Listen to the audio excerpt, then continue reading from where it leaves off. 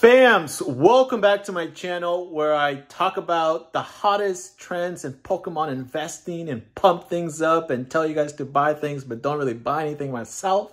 Wow, that was a long-winded explanation. I'm joking, fams. That's exactly what I hate about Pokemon investing. Investors is that fams will tell you this and that. It's going to be a for sure thing. It's going to increase in the next couple of months, but they're not even buying it themselves. It's like they're making videos for views, click, ad money. This video is not monetized. This whole channel is not monetized. I don't give a fuck what you do with your money. I'm going to tell you what I do with my money. I'm going to show you guys 3 cards that I've bought, high-end cards. I go in on these cards, fams. I am a true believer. If you guys don't know, if you're new to the channel, I have been selling Pokemon cards for over 3 years now in different venues, TCG Player, garage sales, you name it. I've pretty much done it except shows. But in that experience, I've learned the high demand, and I still sell Pokemon cards this month. I haven't bought any Pokemon cards to sell for a whole month, but this month I've sold $1,200 worth of money coming into my pocket. I've actually sold more than that, but obviously TCG Player gets a cut. There's a fee involved, but I got $1,200 from that. And you know what I did? I bought Pokemon cards.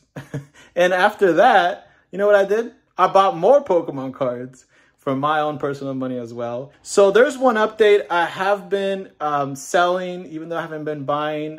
I did buy one bulk lot just because these trainers have sustained me for a bit.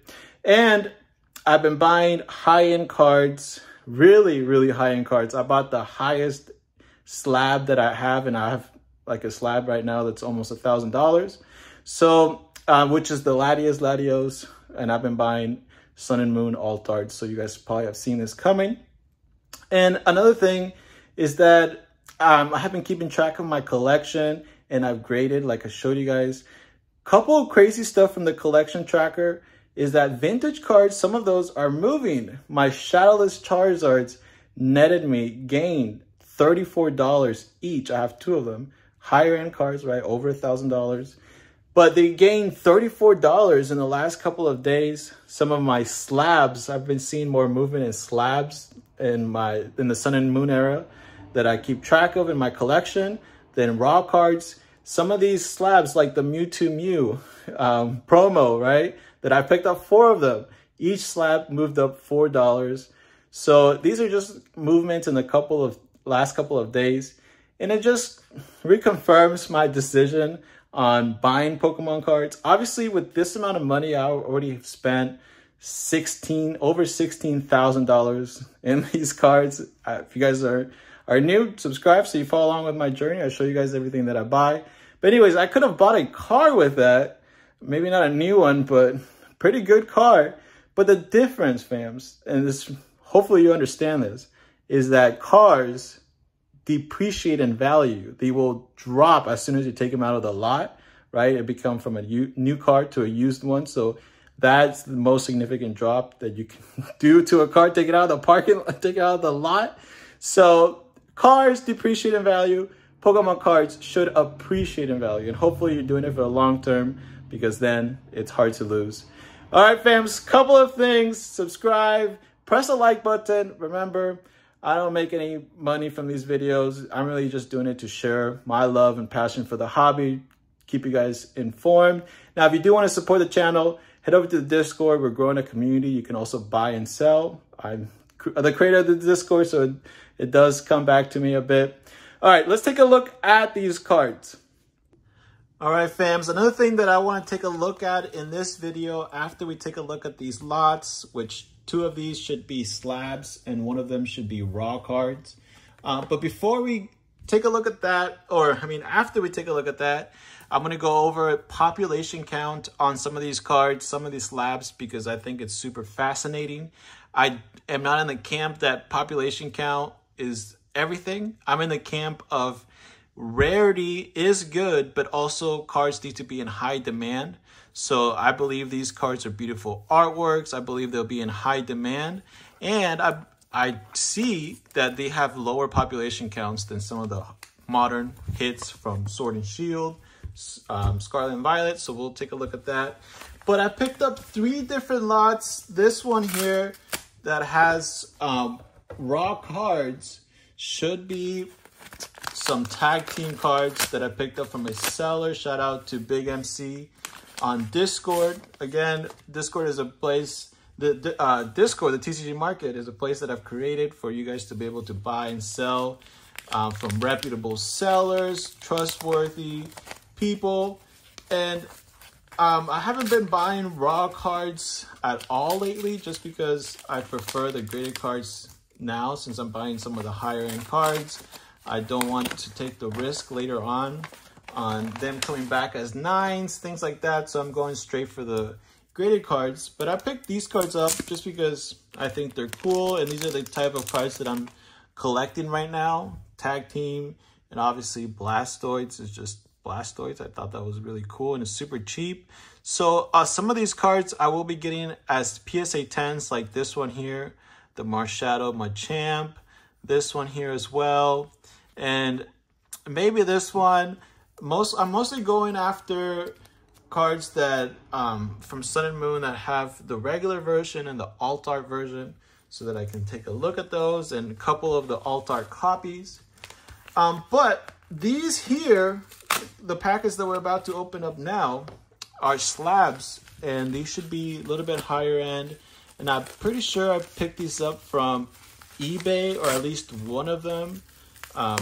Let's take a look, because sometimes I think I'm getting a card and it turns out to be a different one, just because I don't really keep track of what package it is. If I buy a card and it hasn't come to me in a while, I'll look for it, like tracking number and stuff. But whenever I get a tracking number, I'm confident that that card will get to me, because, right, there's tracking. So take a look, fams. Raichu and Alolan Raichu. Awesome, awesome card. Look at this. The Alolan Raichu being playful. This card has a scene. I love when cards have an environment. This one has 2 Pokemon, and there's some playfulness there. Very, very cool. This is going to go definitely into my collection of alt arts from Sun and Moon era. I'm trying to get the regular version as well, so that way I have both and compare it. I'm also trying to get multiple copies of this one, mainly 2 or more. I want to be able to hold one for as long as I want, and if it spikes in price, if the price spikes, or if I need to sell the other one, I can, and I still have one available for my collection. So that's the logic with that one. I love that card. I'm trying to get all of them, multiple copies of all these cards from Sun and Moon. Now, when we get to the population count, you will kind of see why I believe these cards are beautiful. They're going to be high in demand, but they also have rarity to them. They're not like thousands of them. Well, not all of them. Most of the alt arts from Sword and Shield are very high populations. So these are good contrast, beautiful cards, lower populations. But let's take a look at this one. Let's go. I've been waiting for this one for a while. I was wondering where it was. So this Arceus Dialga Palkia GX Alt Art PSA 10. This has a story with me. One of my admins, when I was doing streaming before, I got this card for them. They love dragons. This is an awesome dragon card. It has 3 of them here. And this card, when I first saw it, to me, it wasn't that cool, but it's actually grown on me a lot. I love the rays that the texture brings to it, and more as well. And if you looked at this card in person, it does a really good job at taking you to this place. Like, you feel like you're in a museum, and this is like a museum sculpture piece, right, of these 3 Pokemon.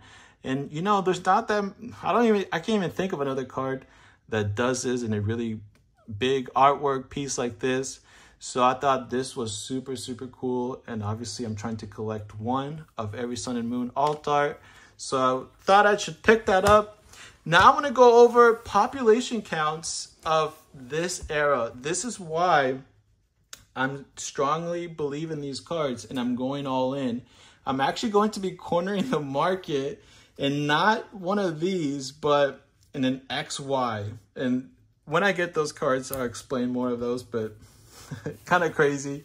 Anyways, the first one, Blastoise and Piplup, population 782. Now, is this high? Is this low? Well, if you think about a Sylveon VMAX, which is what around the price of this, right? Sylveon or any of the Evolutions VMAX Alt Art from Sword and Shield. I'll put an example here of some Sylveon VMAX population count. It is more than 4,000. Leafeon, same thing. Espeon. So Sun and Moon hits, Sword and Shield Alt Art hits have a significantly higher population count than Sun and Moon hits. And I've explained this before. Sun and Moon was before the hype, before the explosion of people coming back to the hobby in 2020. So a lot of these cards will have lower population counts. Like this one here, these promos, I'm actually surprised. Well, promos, they come in boxes, and seeing how these are really cool, I'm sure a lot of people had the idea to grade them. So population counts on these are a little bit higher.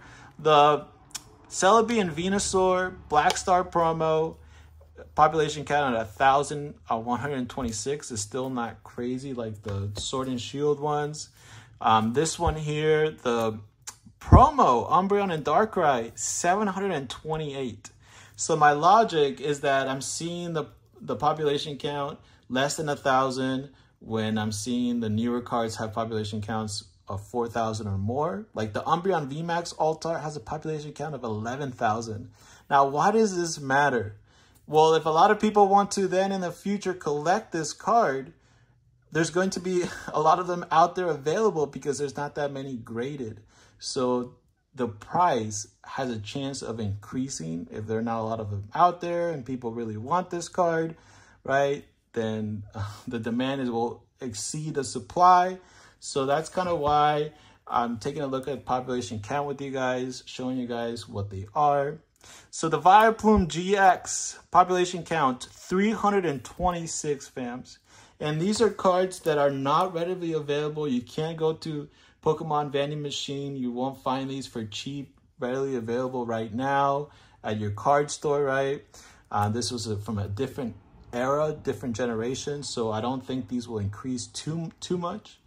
Population count on Togepi, Cleffa, and Igglypuff, 2,204. This card is valued at $124. So sometimes you'll see this, any card that has population of 2,000 or more from Sun and Moon tends to be on the lower end. For example, this is a promo, but this is also a promo, but this promo has a lower population count than that one. So this promo is more valuable. I paid $350 for this one. This one right now is valued at $124. So population count does affect some of these cards. Venusaur, Snivy, population 787. We got the Gardevoir, Sylveon, awesome card, both iconic Pokemon. Population 862. So I don't think this will increase by much. I do think it will increase. People that holding on to minty copies, maybe to grade later on, are going to be grading them if it jumps up. Like this card right here, valued at $830. If you have one of these, you're gonna grade it. You want to take advantage of that price, right? But there's only 983 PSA 10s out there. Very cool card. And some of these cards are playable and people were playing with them. So that's kind of another reason for the population count being lower. It wasn't in an era where everyone and their grandma came back into the hobby and wanted to grade everything. Like it's kind of crazy what people grade nowadays, even like just junk vintage stuff. And the Mewtwo Mew, this probably has the highest population count from all my Sun and Moon slabs. This one has a population count of 3,918. It hasn't affected the price too much. It is as much as the other one that has more than 2,000. So I love this card. Amazing artwork. Look at this. I had to get the sealed tin. I'm trying to get all the sealed tins for some of these cards. Probably not the Togepi, Cleffa, and Igglybuff one, because that one comes from a Mighty Power box, which is a really big box. And I would prefer to have like smaller boxes like that so I can easily move them around, or if I need to ship them later on, right? So that's the end of this video. Hopefully I'm overlaying some population counts from Sword and Shield so you guys can compare them. It is significantly higher cards, Sword and Shield, Scarlet and Violet, because they're being massively graded compared to some of these older cards. I believe these older cards will be in a higher demand. Not a lot of them will be out there, increasing the price. And I just love having cards that look nice and are rare, right? All right, fam. So that's it for this video. Drop a like, subscribe, and I'll try to release another video when I have more cards. Later.